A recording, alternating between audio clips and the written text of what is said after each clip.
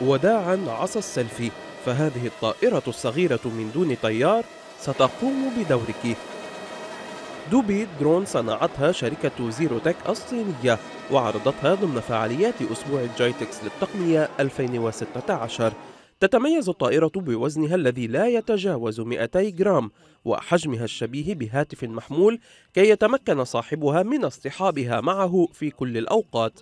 ولالتقاط صور سيلفي مميزة جرى تزويد دوبي بكاميرا دقتها 13 ميجا بكسل تستطيع أيضا تسجيل فيديوهات بدقة 4K.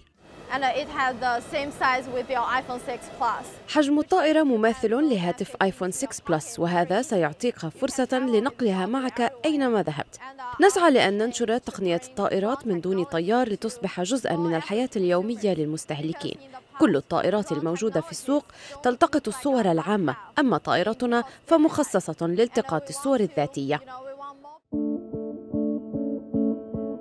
التحكم في الطائرة يتم بواسطة تطبيق هاتفي، ما يجعل التحليق بها أمرا سهلا كما تقول زيروتك.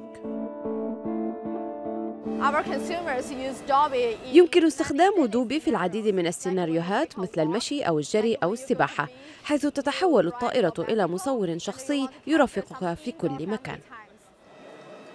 دوبي تستطيع التحليق مدة 10 دقائق متواصلة، لكن تأمل زيروتك تطويرها لتتمكن من التحليق وقتا أطول. كثيرة هي الطرق التي يتم استخدامها لالتقاط الصور الذاتية، والطائرات من دون طيار كهذه الطائرة ستلتقط السيلفي بطريقة مميزة.